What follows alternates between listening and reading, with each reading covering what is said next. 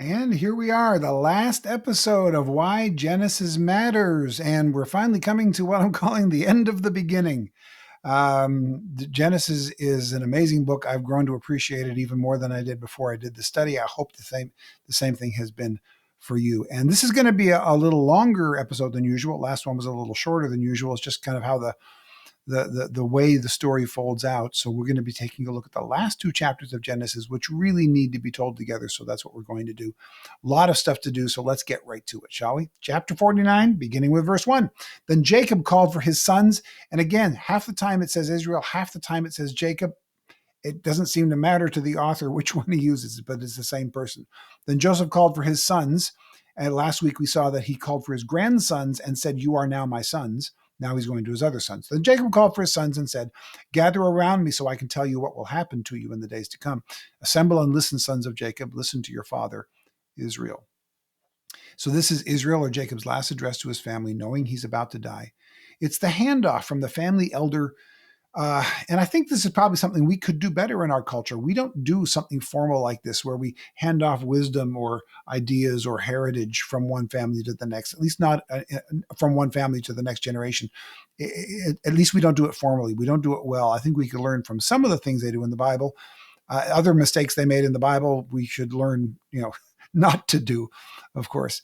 Now, what's interesting about these two chapters, especially this next chapter, chapter 49, unlike the previous chapter, chapter 48, in which he pronounced a blessing on his two grandsons, making them his sons, this is less about blessing and more about a prophecy. He says, I want to tell you, quote, what will happen in the days to come. So this is prophecy, not blessing. Okay, so let's go. He goes through the tribes name by name. 49:3. Reuben, you are my firstborn, my might, the first sign of my strength, excelling in honor, excelling in power, turbulent as the waters. You will no longer excel, for you went up onto your father's bed, onto my couch, and defiled it. Ouch! What is going on? What? you gotta wonder. All of them are there, and they're ready for their father to pronounce something on them. And the first one out the gate, Reuben, he stands up proudly. "You're my firstborn, my might, the son of my strength, excelling in honor, excelling in power." And then you will no longer excel.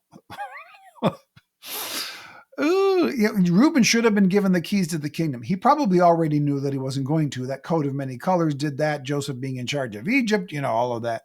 But still, he probably expected different than this. So what's going on here? You went up onto your father's bed, onto my couch, and defiled it. Well, back in Genesis 35, we didn't actually go through the story at the time because it's a tiny story tucked in among a bunch of begats. And at the time, we just didn't read through all of that. And I also saved it because I knew it would be referred to back here. So back in Genesis chapter 35, which we skimmed again because there was a lot of genealogy. It also had this little story. So let me walk you through it. Genesis 35:19. This is the story that is now being referred to. So Rachel died and was buried on her way to Ephrath, that is Bethlehem. Over her tomb, Jacob set up a pillar, and to this day that pillar marks Rachel's tomb. Israel moved on again and pitched his tent beyond Migdal Eder. Now here's the key verse. We're at Genesis 35:22. While Israel was living in that region, Reuben went in and slept with his father's concubine Bilhah, and Israel heard of it. Ugh, this family, come on. So Reuben lost his rights as a firstborn because Jacob had loved Joseph more, that coat of many colors. And now we're seeing he'll never be a strong tribe because he dishonored his father by having sex with Bilhah back in Genesis 35. So you'll notice that I put on the screen here a map, and we're going to keep it up as we go through the rest of the tribes here because I want you to see where each of the tribal lands would be as he goes through each of these folks with their blessing. So first of all, we're talking about Reuben. This is the land that Reuben is going to get. There's no mention of it here, but there will where each of the land is will be important as we go through the rest of this. So right here, this is the land that Reuben will eventually inherit. You notice it's on the other side. 3 of the tribes have land on the opposite side of the Jordan from the others, and that will really make a big difference. In fact, it'll be mentioned when we talk about Gad a little bit later. Okay, so anyway, that gives you an idea of what's happening there. Hang on, there we go. Okay, now let's move along with chapter 49, verse 5. Okay. Simeon and now he turns from Reuben to the next one. Simeon and Levi are brothers. Their swords are weapons of violence. Let me not enter their council. Let me not join their assembly, for they have killed men in their anger and hamstrung oxen as they pleased. That's just like cruelty for the sake of cruelty, right? Cursed be their anger, so fierce, and their fury so cruel. I will scatter them in Jacob and disperse them in Israel. Now, we don't know if these events have happened already. It does sound like something that, like pulling the legs off a fly, only they did it with a much larger animal, the oxen, right? Or if it's a prophecy about the future, because this is about prophecy. But it could be that he has seen this behavior, and so he's prophesying that because of that, just like with Reuben, because of his behavior in the past, he won't excel in the future. This may also be why the land was divided in this way. Again, we see it on the map. Levi and Simeon, okay? Simeon's land we see right here. Isn't it interesting where that is in the middle of Judah? Where is Levi's land? There's no Levite. Why? Here's why. Levi became the priest clan and did not get any land. The Levites lived in Jerusalem. They took care of the temple. So the temple was given to them as their land. So they didn't have a tribe. They didn't have agricultural space. And Simeon's land, as we see already here, was completely surrounded by Judah's land. They are the only tribe that existed completely within another tribe. Right? There are some that are, have tribes surrounding them, like Zebulun and Issachar and Ephraim, for instance. But Simeon is the only tribe that is completely surrounded by a single other tribe, which means they're going to be subject to whatever Judah wants to do, right? They're going to have less control. So Levites have no land, and Simeon has their land completely surrounded by their brother. This is because of their behavior, because they have been cruel people, and so that's the land that they're going to be given. All right. This maybe as a way of helping to control their anger in the future. All right. Next, chapter 49, verse 8. Judah, next brother up, right? Judah, your brothers will praise you. Your hand will be on the neck of your enemies. Your father's sons will bow down to you. You are a lion's cub, Judah. You return from the prey, my son. Like a lion, he crouches and lies down. Like a lioness, who dares rouse him? The scepter will not depart from Judah, nor the ruler's staff from between his feet, until he to whom it belongs shall come, and the obedience of the nations shall be his. He will tether his donkey to a vine, his colt to the choicest branch, and he will wash his garments in wine, his robes in the blood of grapes. His eyes will be darker than wine, his teeth whiter than milk. A lot about Judah, but I want you to take a look at what some of the prophecies about Judah are. He's like a lion. His scepter will not depart from Judah until he to whom it belongs will come, and the obedience of the nations will be his. And then something about a donkey and vines and garments and wine and his robes with the blood of grapes. Who does this sound like? Yeah, this is a prophecy of Jesus. Jesus was from Judah. And he was known as, in Revelation 5:5, the Lion of the tribe of Judah. So this entire passage, is a prophecy about Jesus. Again, verse 8, all creation will bow to him. Verse 9, the lion. Verse 10, an everlasting kingdom. Verse 11, the donkey. That's Palm Sunday, the triumphal entry. Verses 11 and 12, wine like blood, the blood of grapes, his eyes, his teeth, like we see in the book of Revelation. Okay, so what you've got here is that by the New Testament era, only one tribe would have land in their name. So the prophecy for Judah being the dominant tribe is what's happening here. So you'll notice the map just shifted. Let's go back a second here. That's the map from the Old Testament of the 12 tribes. By the time Jesus comes along, this is the map of Israel. And look at it and go, where'd the tribes go? Let's go back a second again. Manasseh, Asher, Naphtali, Manasseh, right? Simeon, Judah. Where are these tribes? You've got Judea, and yes, Judea is a form of Judah. Only one, by the time Jesus comes along, only one region of all of Israel is still named after a tribe. Interesting, huh? And it consists of the territory that was Judea's and Simeon's and Manasseh's.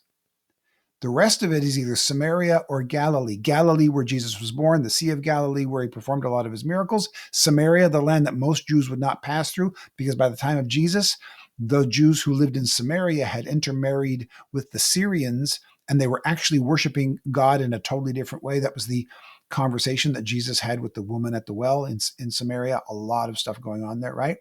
But by the time Jesus comes along, The segments of Israel are no longer named after the tribes. And today, no Jew knows which tribe they're from. All of those records have been lost to history. So it's really a very kind of interesting thing. So by the time the New Testament comes along, only one tribe will have the land in their name.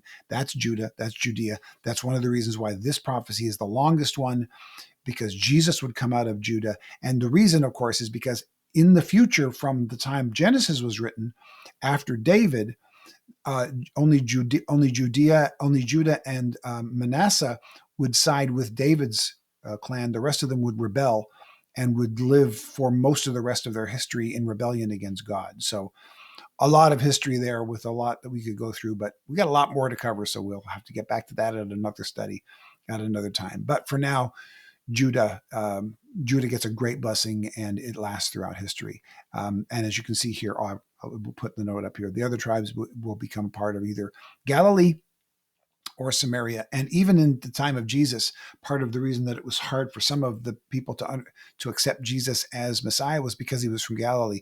Galilee was considered the Hicks. They were at least considered Jews, but they were considered low-class Jews. Samaritans were considered heretics and completely to be avoided. And only people from Judea were considered to be honorable during the time of Jesus. That's not how Jesus looked at people, but that's how the average person looked at Israel during the time that Jesus came along. Okay, now let's move along from that. The next son comes up, 49:13. Zebulun will live by the seashore and become a haven for ships. His border will extend towards Sidon. Now, this is really interesting because if you take a look at where Zebulun is right here, this is a haven for ships. It's landlocked.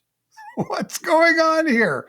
Well, it turns out that even though Zebulun was landlocked, this part here is only 10 miles from the ocean. So, I mean, I'm living about 5-6 miles from the ocean. It's still considered an oceanside community within 10 miles of, well, this is not the ocean, the Mediterranean Sea, right? In fact, throughout their history, they actually became a huge trading place for the people who came off the ships. They would come inland a little bit, and they would do a lot of their trading in the land of Zebulun. So that's where that came about on the map later on. There we go. Zebulun became a landlocked tribe, but they were a major trading place for sailors because they were less than 10 miles from the sea. We continue on, 49:14. Issachar is a raw-boned donkey. I love that. I love some of the phrasing of the Bible, a raw-boned donkey, lying down among the sheep pens. When he sees how good is his resting place and how pleasant is his land, he will bend his shoulders to the burden and submit to forced labor. It's an interesting phrasing here, right? He's the raw-boned donkey, which means like aggressive and rough, right?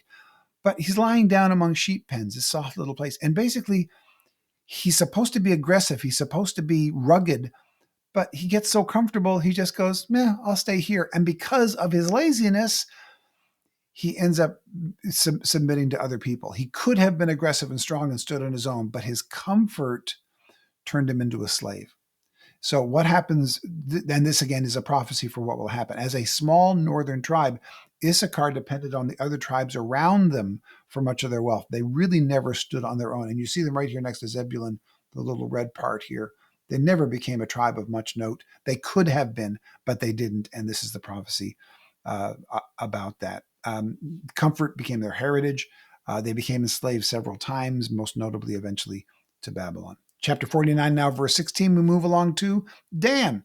Dan will provide justice for his people as one of the tribes of Israel. Dan will be a snake by the roadside, a viper along the path that bites the horse's heel so that its rider stumbles backward. This is a strange prophecy because it's an interesting mix. It's a mix of negative, you will provide justice, I actually got that backwards. That's positive, provide justice, and negative, a snake. Just reverse those words on the screen there for yourself, if you would. All right. So there's a mix of positive and negative in this. It's really very strange. They're going to provide justice, but they're also a snake. And Dan, again, is one of those tribes that we don't really hear much about later on. They don't really stand much for anything. We then go to verse 18. I look for your deliverance, Lord. It's easy to attach this to the previous thing about the deliverance of Dan, but in fact, this is a pause in the action. This is almost like, well, first of all, verse 8 does not apply to any tribe specifically. This feels like Jacob has gone through this prophecies about his sons, and he gets to the point where he's like, wow, this old man is now feeling tired seeing the future for his sons, and a lot of it isn't good. And he pauses and just goes, "Oh, God, deliver us from this!" Right? He's crying out to God on their behalf because he's seeing some really not good things coming up in his son's future. So anyway, verse 19, we now move along to Gad and Asher. 19, Gad will be attacked by a band of raiders, but he will attack them at their heels.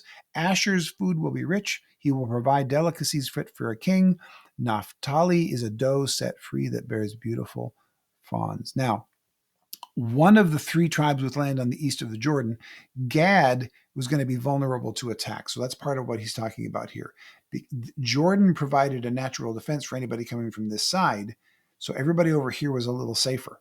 But people on this side were in a little more danger. So this is about Gad being vulnerable to attack. Asher is going to be a wealthy place. They're going to actually do quite well up here because they're along the shore. And Naphtali is going to be like this, also a beautiful place, a very rich region right here. But the main prophecy here is about Gad and their vulnerability to eventual attack. Okay, and most of their attack would actually come from Moab to the south, right here. Reuben ended up remaining fairly strong, but they'd come around and they'd attack Gad quite a bit. Okay, so we then move along from there to chapter 49, verse 22. Joseph is a fruitful vine near a spring whose branches climb over a wall. With bitterness, archers attacked him. They shot at him with hostility. This is what happened to Joseph from his brothers, right? But his bow remained steady, his strong arms stayed limber, because of the hand of the mighty one of Jacob, because of the shepherd, the rock of Israel, because of your father's God who helps you, because of the Almighty who blesses you with blessings of the skies above, blessings of the deep springs below, blessings of the breast and womb. Your father's blessings are greater than the blessings of the ancient mountains, than the bounty of the age-old hills. Let all these rest on the head of Joseph, on the brow of the prince among his brothers. Well, this sounds like Joseph is dad's favorite, which of course we know he was, but he's also accurately showing what happened to Joseph, that his brothers tried to attack him, but he stood strong, that God blessed him and brought him to a place where he, of course, became the deliverer. So Joseph's prophecy is really more of a blessing, and Joseph's blessing here is more about what had already happened to him than what would happen to him. Because what would happen to him, we saw in the last episode, where his two sons became his father's sons and would have a double blessing and two tribes. Okay, so this of all the rest, for the rest of the sons, it was a prophecy. For Joseph, it was a blessing because the blessing to his two sons had already been done in the last episode in chapter 48. Then we go to the next son, to the youngest son. Benjamin is a ravenous wolf. In the morning he devours the prey. In the evening he divides the plunder. What's interesting about this is there would be one violent judge, Ehud, in Judges 3, and one warrior king, Saul, that we read about in 1 Samuel 11 through 15, that would come from what's called the ravenous tribe of Benjamin. So he's the youngest of the brothers. He's the one that Joseph said, is he still alive? I want to be sure he's okay. But his descendants were going to be rough people. One of the most violent judges of all, Ehud, and the warrior king, a good man who eventually turned crazy and demon-possessed by the end of his kingdom, and who tried to kill David, who, of course, is the eventual most important king of all. So, and again, Jacob, Israel saw it all coming. Chapter 49, verse 28. All these are the 12 tribes of Israel, and this is what their father said to them when he blessed them, giving each the blessing appropriate to him. So here it's called a blessing, and it is a blessing, but it's got more of a prophecy edge to it than blessing. Verse 29. Then he gave them these instructions. I am about to be gathered to my people. Bury me with my fathers in the cave in the field of Ephron the Hittite, the cave in the field of Machpelah near Mamre in Canaan, which Abraham brought along with the field as a burial place from Ephron the Hittite. There Abraham and his wife Sarah were buried. There Isaac and his wife Rebekah were buried, and there I buried Leah. The field and the cave in it were bought from the Hittites. When Jacob had finished giving instructions to his sons, he drew his feet up into the bed, breathed his last, and was gathered to his people. So what happens here? Jacob made them promise to bury his bones in Israel with his forefathers, where my father was buried, where my father's father was buried, and where my mother and grandmother were buried. That's where I want you to bury me. This is another place where we see how the physical geographical land of Israel is essential to biblical prophecies, and why it's still the most fought over piece of land today, because everybody claims it as their heritage because they know it's the land that God promised to give. All right. Now we move to the next chapter, chapter 50. Chapter 50, verse 1, Joseph threw himself on his father and wept over him and kissed him. Then Joseph directed the physicians in his service to embalm his father Israel. So the Egyptian embalming was what Jacob received after he passed away. So the physicians embalmed him, taking a full 40 days, for that was the time required for embalming. That's how long the process was, okay? And the Egyptians mourned for him for 70 days. So 40 days to embalm him, 70 days for the mourning. We're talking a long period of time for Jacob, because he was the father of Joseph, the second most important man in all of Egypt. And the next segment gets an even bigger wow moment. Take a look at this. Chapter 50, verse 4. When the days of mourning had passed, Joseph said to Pharaoh's court, "If I have found favor in your eyes, speak to Pharaoh for me. Tell him, my father made me swear an oath and said, I am about to die. Bury me in the tomb I dug for myself in the land of Canaan. Now let me go up and bury my father, then I will return." Pharaoh said, "Go up and bury your father, as he made you swear to do." So Joseph went up to bury his father. All Pharaoh's officials accompanied him, the dignitaries of his court, and all the dignitaries of Egypt, besides all the members of Joseph's household and his brothers, and all those belonging to his father's household. That's a huge crew of people traveling a long way. Only their children and their flocks and herds were left in Goshen. Chariots and horsemen also went up with him. It was a very large company. Yeah, it was. When they reached the threshing floor of Atad near the Jordan, they lamented loudly and bitterly, and there Joseph observed a 7-day period of mourning for his father. When the Canaanites who lived there saw the mourning at the threshing floor of Atad, they said, "The Egyptians are holding a solemn ceremony of mourning." This is why the place near the Jordan is called Abel Mizraim, the place of mourning. So Jacob's sons did as he had commanded them. They carried him to the land of Canaan and buried him in the cave in the field of Machpelah near Mamre, which Abraham had bought along with the field as a burial place from Ephron the Hittite. This is a reference to the very first piece of land we saw way back when, very first piece of land ever bought by Abraham.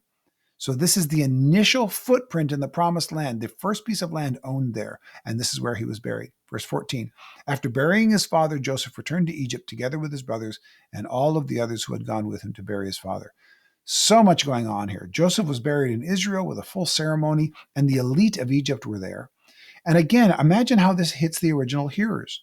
They have been enslaved in Egypt, and now they hear the story that at some point way, way, way back when, the Egyptians actually took a trip here, went back to the original piece of land bought by our forefather Abraham, and mourned one of our forefathers, Jacob, Israel, who gave us our nation's name. The Egyptians were here and acknowledged this as our land. Think about that.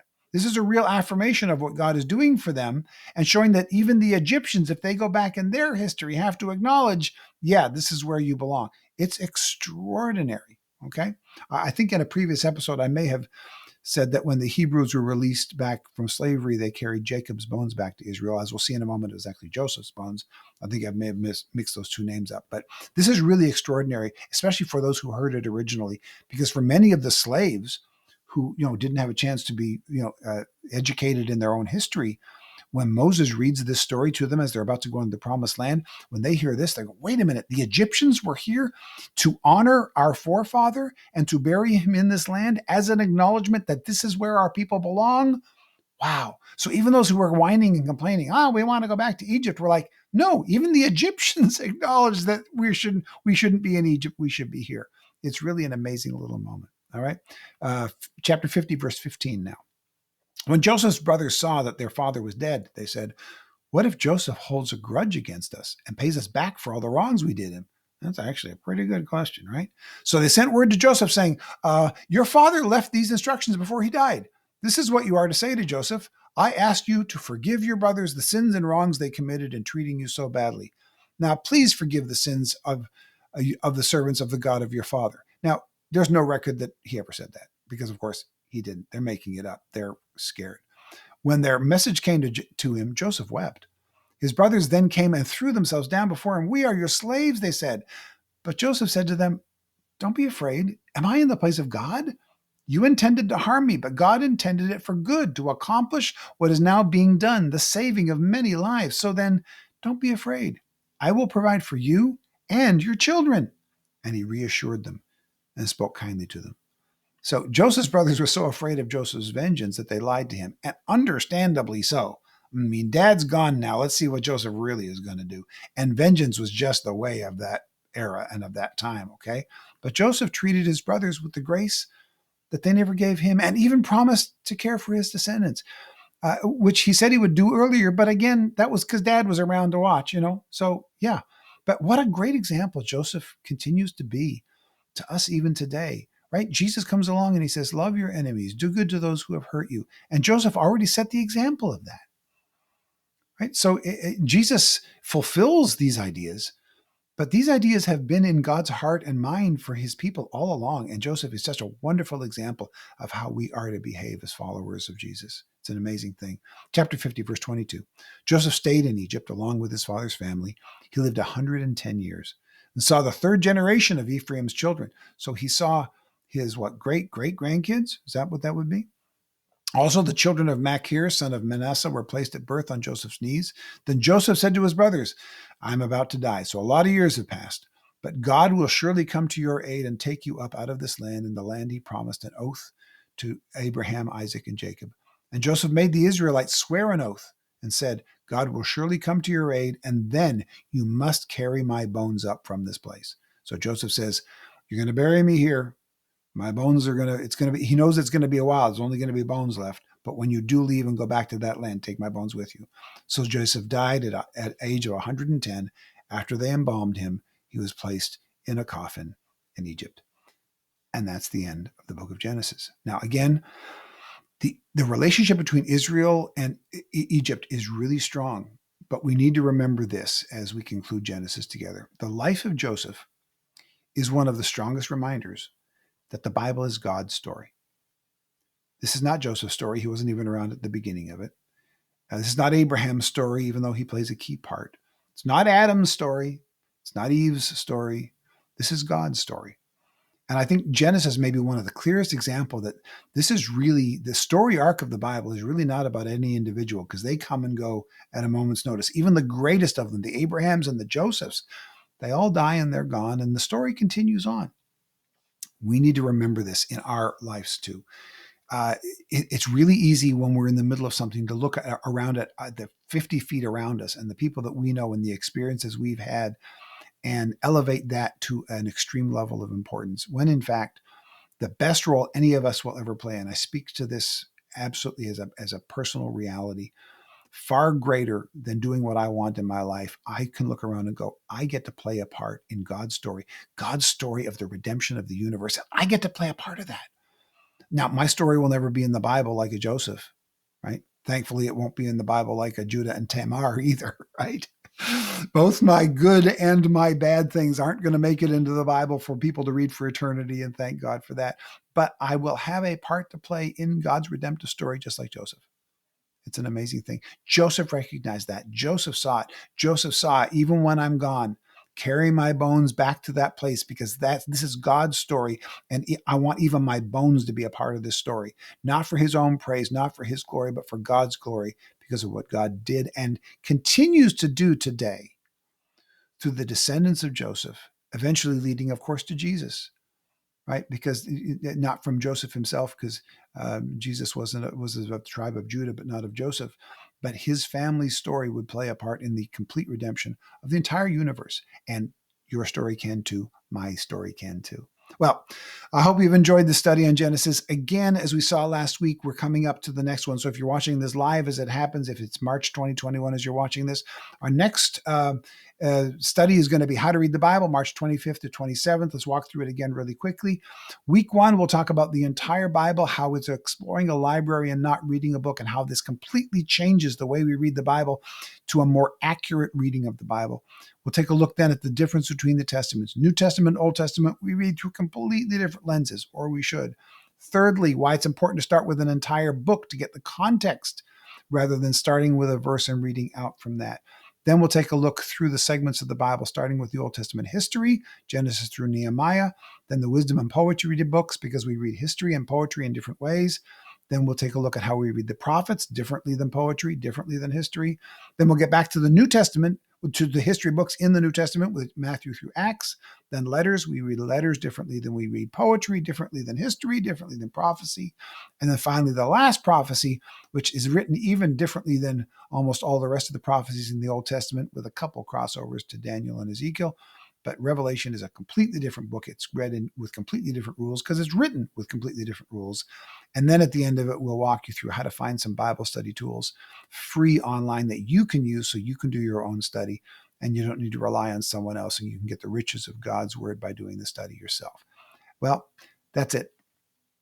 Hopefully you've gotten a clearer understanding of the study of why Genesis matters. It tells us our origins, where we came from, what our purpose is, what God's story is, and that we can all play a part in it. And if you've gotten that out of this, I hope it's been a blessing to you.